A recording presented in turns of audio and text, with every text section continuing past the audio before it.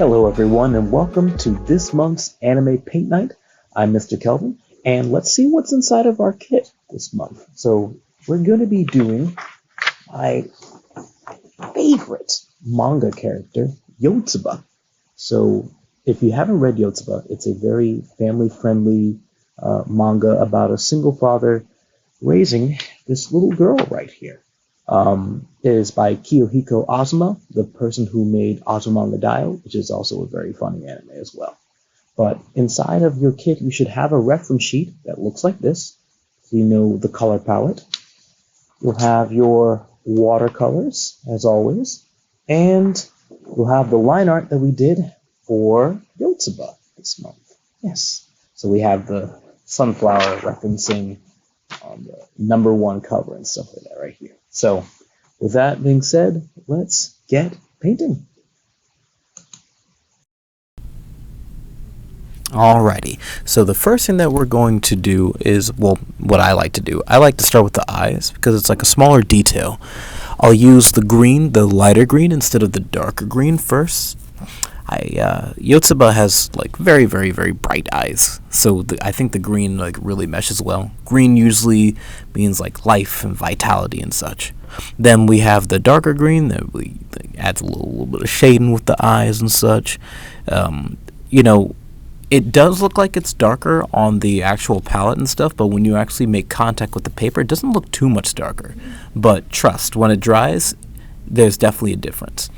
But before we do anything else on Yotsuba, we're actually going to work on the sunflower first. Now the middle section is a little bit green. I'm using the reference sheet, so like usually when I see sunflowers, the middle part is like almost like a yellowish brown, but inside of the manga cover, the sunflower looks like the middle section is green, so I'm using the lighter green. Attend to it. Now the outer circle area is orange, so I decided to take that and just gonna take your time and add the orange all the way around. It's nice and fuzzy, the sunflowers and such. While we're doing this part, talk a little bit about the manga series and such. So I think it came out in the year 2008. I think that's when it was first published. I could totally be wrong. But yeah, I believe it came out in 2008. I just got into high school when that happened. But it's a very, very good series. Basically, Yotsuba is not actually the single father who raises Yotsuba that I mentioned before. It's not his kid. It's like biologically and such. He adopted her. Saved her from a bad situation is what we're getting from the early parts of it. But she's a kid, so she's bright and happy. We're going to work on the petals now, so we're going to use the yellow here and such. And seeing her just like navigate childhood is probably one of the biggest drawing points that I would say for reading Yotsuba. Even as like you get older and stuff, when you go back and you read something that properly depicts what it might be to be a kid again, and just like the adventures that you go on in your neighborhood and just in life, all the new experiences that like we're so used to now, I have a strong feeling that Yotsuba does a great job at depicting like, oh yeah, how was it the first time I actually had a pizza? Or what was the first time like that I had like ice cream and stuff like that? I know I chose two different food things, but like going to the beach for the first time, going to the aquarium for the first time, seeing those things that we're so used to now as a first for a kid and like in such a good perspective is one of the biggest drawing points, I think, for reading Yotsuba. And I hope you are able to eventually read it once. It's nice. So we're almost done with the flower petals here. Now, if you look at the cover sheet, not cover sheet, the reference sheet, when you look at the petals actually have a little bit of orange as well. I definitely want to make sure that I add the orange to the petals eventually, but before I even get into it, I think it's best if we worked on like the leaves. So I'm going to go for the green, the darker green this time.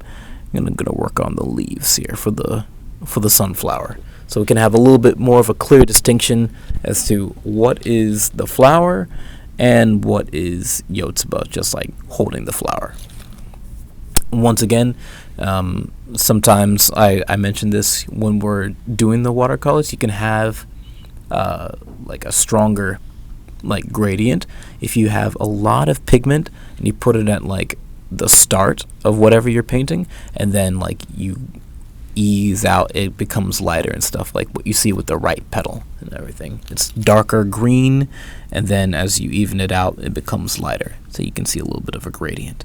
For the root, I'm still going with the darker green, but eventually what I'll do is I will add some brown to like make sure that it's, you know, very clear. So now that that's done, we're going to go back to the petals. I'm going to add just a little bit of orange near like the bottoms of it, and I'm going to add some like little orange streaks. Now this isn't going to be the end of it, of course. So what I'm going to do after that is I'm going to get some yellow so I can try to blend the orange with the yellow. It's almost like, I love the blending of the orange and yellow because it almost looks like fire a little bit. So if you do like the little streaks, you'll actually make the flower petals have a little bit of texture. But don't add too much water with this, but just enough where it's going to blend the orange nicely with the yellow and such. Yeah, one of my petals had a little bit too much water, but for the most part, I like the way it looks. Now that we're done with the flower, the next thing that we're going to work on is the shirt, or rather the sleeves of the shirt. Now the sleeves of Yotsuba's shirt is red.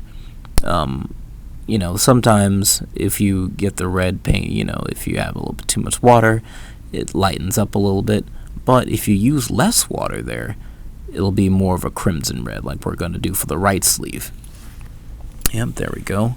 Looking nice. And then after the right sleeve and tweaking the left sleeve a little bit, we're going to go for the collar. Going to go for the collar. The collar is also going to be red. Very nice. Looking clean, looking clean. All right, now that we've got the red there, now we're going to work on the shorts. Now, I know I went for the yellow, right? But I'm only going to be adding just like a little bit of yellow there as like a base coat, right? Got some on the shirt, but that's okay. So we're using a lot of water with that. Then I'm going to get the brown. I'm going to dab brown in the yellow, like so. And I'm going to make sure that the watercolor is all nice and like loose with the water so that it blends nicely. And I think it makes a pretty nice, not like strict brown, but also not yellow. It almost looks like a little bit of like a tan combined with like an orange. It's like, and I'm going to add a little bit of white for the skin tone next. But I like how the shorts came out. So now for the skin tone is always tricky. I always alternate between using the white or the cream paint and then taking dabs of brown, like just like little dabs here and there, and then going back to the white and blending it in just to make that skin tone.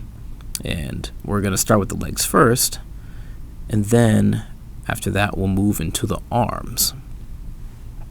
You can't see the fingers, so you don't have to worry about like, I didn't have to worry about drawing it, so that, you know, ease of use and stuff. But they're still there. There's still the arms. So we add the little brown first, and then we'll add the little white. There we go. Looking nice. Then we're going to work on the neck. Add a little bit of the white first, and then the brown. Just a dot. Just a dab. Not too much, because that water is going to spread it around, and we don't want it to be too dark, because we want to make the skin tone match, or at least have it close enough to what the reference sheet has and everything. But before we do the face, we're going to work on the mouth. So I'm going to add a little bit of red on the outside of the mouth here, and a little bit of white, just to have it distinct. I don't want it to be like bloodshot red, so I'm going to do that. Then I'm going to go for the pink, and I'm going to add little dots there for like the tongue, and a little bit of white there. There we go. We're going to blend those two colors together nicely. Get a little bit more pink. Have it stand out a little bit, but not too solid. So we're going to use the water to like blend it out a little bit. There we go. Very nice. And then after that, we'll add a little bit more red for the mouth so it's a little bit more distinct. And then we'll work on, I believe I chose to work on the blushes next. That's correct. I know the blushes are a little something that I added actually into the picture. You don't really see Yotsuba having blushes in the reference sheet, but I decided to add it. Now we're going to work on the actual face. So I'm actually going for the cream or the white. There we go. And I'm going to start filling in the face carefully, trying not to add any watercolor to where the eyes are and such, just to make sure it's nice and clean. It's okay if we overlap the black, because that's okay. We're going to paint over it anyway. It's going to be more distinct. There we go. Trying to cover all those bases there. Nice and careful, nice and careful. You don't have to go too hard. Good, very good. Now, after that, we're going to add little dabs of the brown paint throughout. Making sure that you've got, oh, she looks like she's got like chicken pox or something. Oh no. So now we're going to blend with a little bit more of the white or the cream. There we go. Good, good. Now we're blending in the brown and the cream together, so now it's a more solid looking skin tone. Nice solid looking skin tone. Very good. Making sure that it's evened out. Making sure that you know how you want the skin tone to shape around the eyes. You have a little bit of freedom there. Then we're going to use just a dab of brown for the earlobe. There we go. Or for like the inner ear, not the earlobe, the inner ear. There we go. And then we'll start working on the hair. Some of my favorite parts of our anime paint nights is always working on the hair. And Yotsuba has a very unique hair color. Her hair is naturally green. Her hair is naturally green, and it's just adorable. So we're going to use the upper green one that we're going to be doing. Yep. I'm leaving a little bit of white area just to like mimic like a shine in the hair and such. But for the most part, I'm going to be covering all the bases there. You can change how you do your paintbrush strokes to have a little bit of texture, but you don't have to do that as well. I'm just trying to cover as much as I can. You see, this is why we use the other green for the petals, so we're not confused that like, oh, her hair is just a big old leaf. No, I mean, it's cute though. So if we use the darker green and we blend it with the hair, kind of like what we did with the eyes, you're able to add a little bit of texture and a little bit of depth. It looks really nice if you do like little grass streaks in it. I know we keep referencing her hair as grass, but it actually makes the hair look pretty nice. Pretty much there. Now what we're going to be doing is we're going to be adding a little bit of shading for the shirt.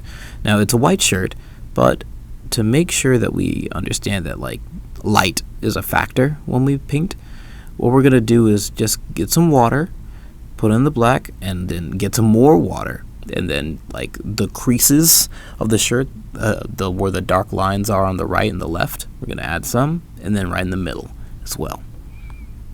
There we go.